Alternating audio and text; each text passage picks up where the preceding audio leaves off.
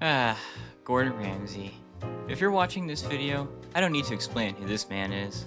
The foul-mouthed, short-tempered, but also compassionate and knowledgeable chef got the attention of viewers from the UK and US alike with shows like Hell's Kitchen and Kitchen Nightmares. Ever since 2004, Ramsay has been rescuing restaurants in the UK and the US with his hit shows on Fox, and he even dabbled in rescuing hotels in 2014.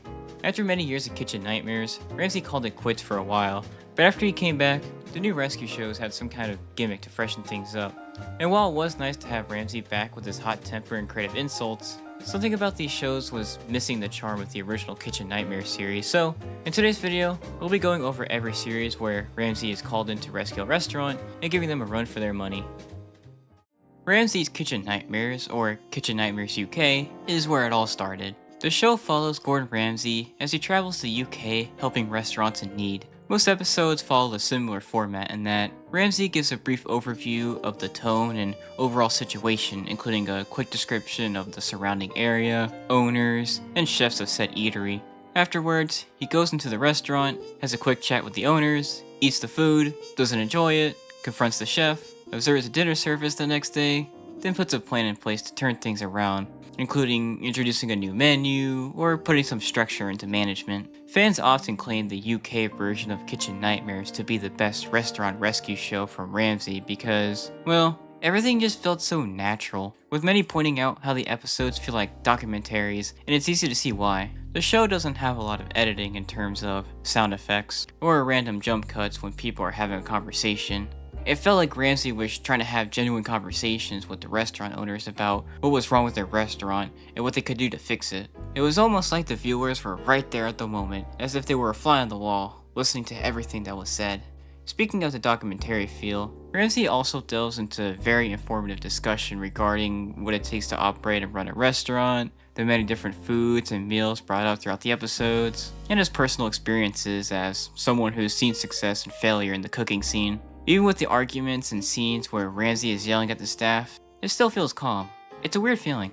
Another reason people show love towards this series is every episode felt different. Each restaurant had their own unique challenges that had to be addressed in their own way, and this really helped the series in a great way. You see, Ramsay yells at the owners in one way or another in just about every episode, so in order to make sure the series wasn't just that, the producers had to make sure each episode had its own feel, otherwise people would have gotten worn out of the infamous chef's potty mouth. Well, at least on paper that sounds like a decent explanation. Personally, one of the biggest reasons I watch Ramsay is because of his foul mouth, because he just knows how to insult people.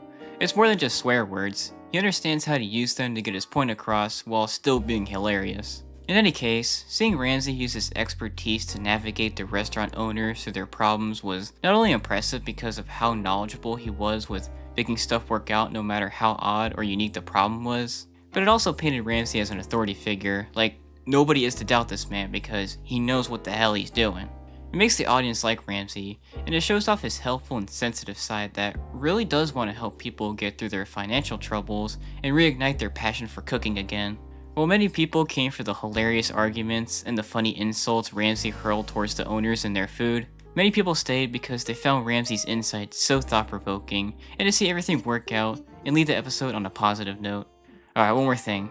There were these episodes, or segments really, where Ramsay would revisit the restaurants he rescued to see how they were doing, and results varied. While some took Ramsay's advice to heart and went on to make profits, others weren't so moved by what Ramsay said and slipped back into their old ways. These segments aren't too special. Don't get me wrong. Seeing what happened after Ramsay left was really nice for audiences back home that weren't anywhere near these restaurants, but they also didn't really show a lot of new material either, so it's not like there's much of these quote-unquote episodes. It was also super painful to see the Mama Sherry's revisit considering it was one of Ramsay's most satisfying rescues, but when he went back, the owner really let things go and went back to her old cheap ways. In conclusion, the reason people love this Kitchen Nightmare so much is because of how natural it feels. Every other rescue series has Ramsay yelling at delusional owners, going through disgusting kitchens, and turning things around with his restaurant expertise, but no other series has that special fly-on-the-wall feeling that this show has. In 2007, the first episode of Kitchen Nightmares US aired. It was that same old show from the UK, but now featuring restaurants from the good old USA. Now, the number one thing that people bring up about this show is the dramatic music and sound effects, and that tense as hell editing that gets thrown in whenever there's any kind of comfort. Guys! Chill out with all that. As I was saying, the US version is very much like a reality TV show from the States in that there's a lot of tense drama complemented by hair-raising music and nerve-wracking sound effects. Here's a quick comparison for reference. I'm not in recruitment now, I'm in your business. That's fucking losing you your fucking livelihood. Yeah. This is not massaging and putting a plaster on it, Justin. Right. This is real, so for the restaurant alone. It was a bad fucking day, pal. Now you're Bad pushing day? it. Enough. I get it. We understand. A bad day? Yeah, shit happens. You never had a bad day. I do have bad days, all the time. Unlike last series, each restaurant was redesigned top to bottom near the end of the episode, so not only did the owners and staff have a new attitude, but they were also given a new interior to complement the whole ordeal. Speaking of the general format, it worked so well. It seems to me, and to a lot of other fans, that with each episode of the US version of Kitchen Nightmares, along with the rest of the series we will discuss, there seems to be a narrative that unfolds throughout. Sometimes it's a story about how a tired old chef that's given up has his passion reignited by Ramsay and they go on to love cooking again, or about a story of an abusive micromanaging owner that, once kicked in the ass, learns to appreciate their staff and understands how to actually manage their staff. Or perhaps they never change. Now, the UK version of the show certainly had its own stories, but since the US version is reality TV, this one feels a lot more manufactured and presented in a way that focuses on character development, and that Ramsay is the ultimate savior in every episode for helping unfortunate people in need. While still on this topic, the same type of narratives get repeated again and again because, well, humans like repetition, as long as there's not too much of it. On the other hand though, who doesn't love it when Ramsay puts a narcissistic owner in their place, especially if they've been abusing their staff? There's also moments in the show where the editing team got so sassy. There's moments where the editors will play a clip of one of the staff members contradicting themselves. It's so petty, but so funny. This is also a good show to make you feel old, considering the year often gets brought up again and again. Customers. It's 2011. Unfortunately, Luigi, no one's fucking told you. That's my opinion tonight, sir. Aside from all that, is this show still good? Absolutely. I think the number one thing that sells this show and really separates it from its UK counterpart is the people that Ramsay runs into. You see, the UK version had its fair share of entertaining characters that needed a kick in the ass from the celebrity chef to get on the right track, but otherwise, most of them were normal people that just needed some guidance and direction, and once they got it, they tried their hardest to make the business work. The US version though, oh boy, is there some shiny personalities in this one. Who couldn't love the Sebastian's episode where the owner gloats about their overly ridiculous menu, stupid arguments, and outrages? Or Nino and his brother's constant bickering and pointing fingers at each other? Or Joe Nagy and how defensive he gets over literally everything that Ramsay points out, even if the action is totally indefensible? And who could forget Amy's Baking Company, which struck a chord with the internet and people that weren't even fans of the series, as meme after meme was made regarding the episode. And guess which of these owners still have a restaurant? Now, of course, not every one of the owners were absolutely stubborn people that didn't want to heed to Ramsay's advice. There's some episodes where the owners were maybe not so knowledgeable about the restaurant business, but once Ramsay gave his advice, they listened and turned things around. Who could forget the absolute genuine people of classic America that were hungry for success, but just didn't know how to get there? Hell, even Lisa and Rita of La Galleria were likable and used Ramsay's advice for good, even if their personalities are a little over the top. Alright, one more thing. Like the UK version, there's revisited episodes where Ramsay goes back to previous restaurants to see how things went after he left. And just like last time, some owners turn things around with Chef Ramsay's advice, while others fell back into their old ways. These revisited episodes are boring for the most part. The majority of it is just Ramsay talking about what happened in the episode, and when he does finally go back to the restaurant or goes to talk to an owner previously featured on the show, he oftentimes brings up certain things from the episode, as if he didn't mention them during the recap. Again, it's nice to see what happened afterwards, but not when it's filled to the brim with filler and stuff we've already seen before. That's boring. In conclusion, I think what made this version of Kitchen Nightmares so good was the narrative structure of every episode and the insane owners. Well, memorable owners, I should say.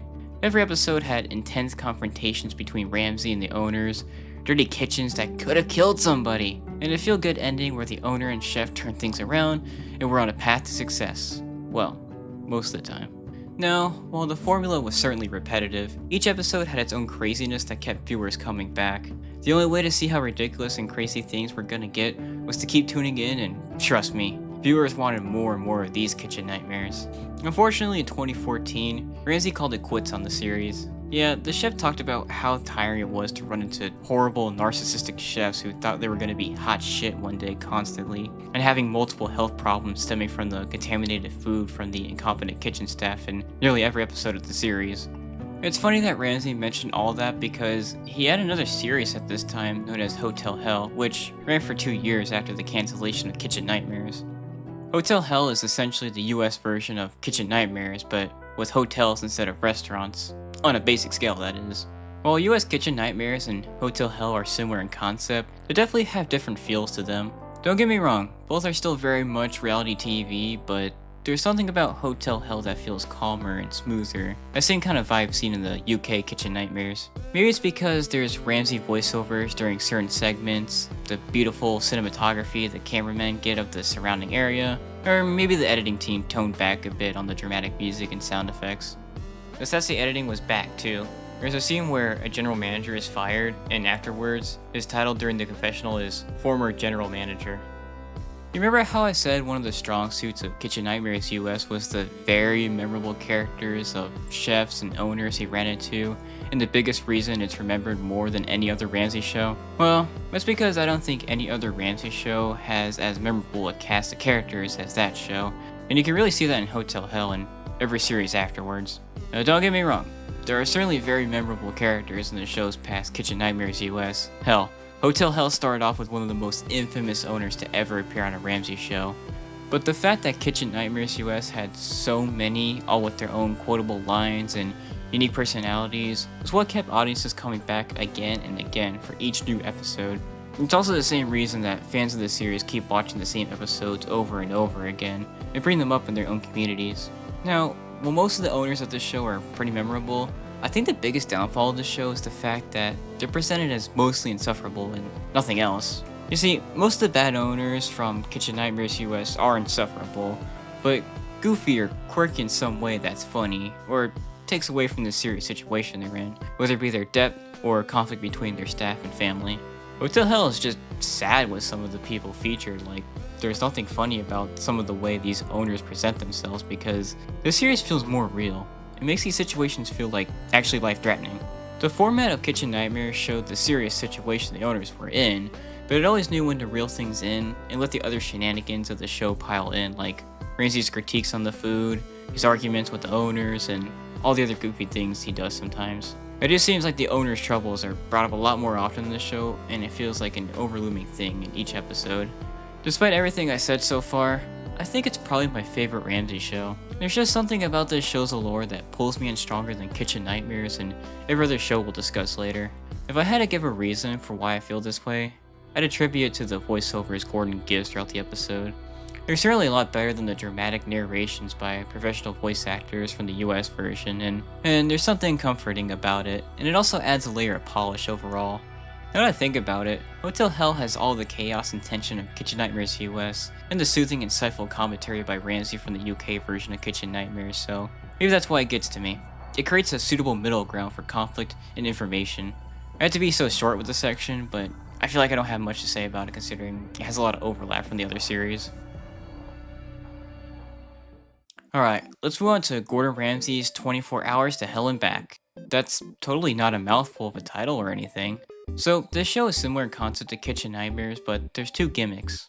First, before Ramsay goes in to taste the food, his team creates a disguise for him so he can try the food without the chefs knowing he's there as a way to catch them off guard. Secondly, after Ramsay finishes his meal, he confronts the chefs and owners, and they all have 24 hours to change things, or it's all over for them. This is where things start to go downhill, but let's finish dissecting this series first before we get further into that. Now, you might have noticed that I mentioned that Hotel Hell and 24 Hours have concepts similar to US Kitchen Nightmares. Not that they're like Kitchen Nightmares, but with a twist because, well, each one of these shows has their own style of editing and feel that's not identical to one another. Saying this show is identical to Kitchen Nightmares US or Hotel Hell feels so wrong because, while most episodes have horrible food, delusional owners, Ramsay's rage, and a disgusting kitchen, like its counterparts, the rush of the show adds onto its feel. By rush, I mean the fact that everything has to be done in 24 hours, and in my opinion, it really cheapens the value of the show. It doesn't allow for a lot of organic conversation to just happen. Everything has to come together quickly, or else there's no show. Additionally, this series is definitely my least favorite out of the ones I've watched for this video because it is just so repetitive. Now don't get me wrong, Kitchen Nightmares certainly had its fair share of repetition in that Ramsay always disliked the food and the owners almost always had a disgusting kitchen, but at least that show had a driven, focused narrative for each episode along with other small incidents that were absolutely wacky to get audiences coming back again and again. I'm not joking when I say this show is literally just the intro, Ramsay getting into disguise, tasting the food, calling out the owners afterwards, holding a staff meeting, yelling at the owners and chefs for the disgusting kitchen, training the cooks, relaunch night, and then an update after the main action. One more thing, remember how I mentioned how Hotel Hell feels more serious due to its format that doesn't let the tensional stuff die down and let more goofy stuff come in, which is what Kitchen Nightmares US did? Well, it's really hard to take this show seriously a lot of the time because of the new rush aspect of this series. Like, Ramsay can't tell the owners how deep in the shit that they really are and how to get out of it because 24 hours is nowhere near enough time to do that. So, the show hardly has any solid surface to stand on in terms of telling a certain narrative. All things considered, 24 Hours really fails up to live to the standard of the previous shows with its goofy disguise bits and the fact everything has to be done in 24 hours, which really makes everything feel so manufactured. I really wish I had more to say about this series, but it really feels like the same thing over and over again. Like, each season of the previous series had a ton of memorable moments, while this series feels like there's only a few memorable moments per season. A few years after 24 Hours, Ramsay returned with a reboot to the US Kitchen Nightmares show, and this one's a little odd. Okay, just for a little clarification, before we go on, I'm going to be discussing what Fox considers the 8th and 9th seasons of Kitchen Nightmares US, and while that makes sense from a conceptual standpoint, these new seasons feel so different from the original seasons that I just had to separate them from the first Kitchen Nightmares US section.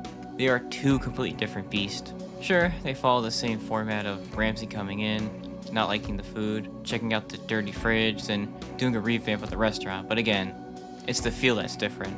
I don't know, this one just feels kind of boring. Anyways, I think the oddest part about this series is it has a weird flow between tension. Certain things about the show were toned down in that a lot of the scenes where Ramsay tries the food, there's not a lot of sound effects or dramatic effects. It kind of feels like the UK series, but then it throws audiences right back into the hot pan whenever Ramsay checks out the walk-in or has to yell at the owners. Even when Ramsay does get on the owner's ass about something, there's a good chance the scene feels nowhere near as tense as it would have been if it was featured on previous shows. Now, I know I mentioned that Hotel Hell has a similar feeling in that there's very calm sections along with blaring over dramatic confrontations, but the editing of everything in Hotel Hell was just so good because it knew when to show drama and when to let Ramsay commentate to reel things back in.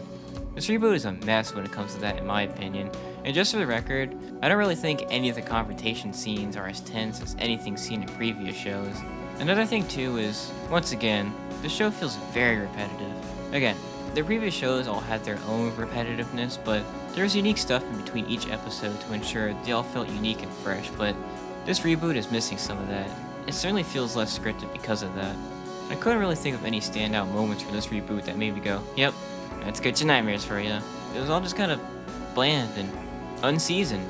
As I was editing this video, I noticed something about this reboot as I was editing. There's so much one-on-one conversations in the show. You know, talks where Ramsay sits down with the owner or chef to get the whole story or to criticize them, and sure, the old show had a lot of dialogue, but you'll notice how calm these conversations are in the reboot. I remember all the crazy stuff that was thrown about in both the US and UK versions of Kitchen Nightmares. Every insult, every profanity, everything. But this reboot tones things down so much that, for whatever reason, there's no such thing as a tense conversation. It's just a sit down one-on-one. It's Kitchen Nightmares, but without the spark that made the original season so good. Overall though, it's okay. I would certainly recommend it a watch because I think it still has what matters when it comes to these shows, and that it serves as good background noise. I can't really think of much to say about this new show because it's still the same shtick as the show it's based on, but the format just isn't as well executed. The tension just feels off and not as intensive. Alright, now we're on to the last show of this video, Gordon Ramsay's Secret Service. The gimmick with this one is Ramsay acts as a spy that gets all the information about the restaurant through an insider, going through the kitchen while the cooks are gone, monitoring every action from the staff with his hidden cameras, and having Rock and Sammy featured on Hell's Kitchen as his trusted sidekicks that try the food and give honest feedback. Oh, and after the initial confrontation with the owners and chefs, Ramsay meets them the next day for some kind of activity that's supposed to help them with whatever's wrong with the restaurant. I guess simply rebooting Kitchen Nightmares wasn't enough for Fox because they really went out of their way to make sure this show felt very different from the rest. Like 24 Hours, having all these gimmicks really cheapens the value of the show. It feels so staged and manufactured. Like, I understand that this is reality TV, but there was something about the previous series, minus 24 Hours, that had some feeling of reality, and like the crazy events that unfolded were natural. Every part of the show has to play into the whole Secret Service thing, and it feels so cheesy. Ramsay went from one extreme to another, not being manufactured enough to being overly produced. Like, seriously, why do we need all this stuff? Unlike 24 Hours and the Kitchen Nightmares reboot though, at least this show doesn't feel repetitive. Every episode feels fairly different from one another, so there's that.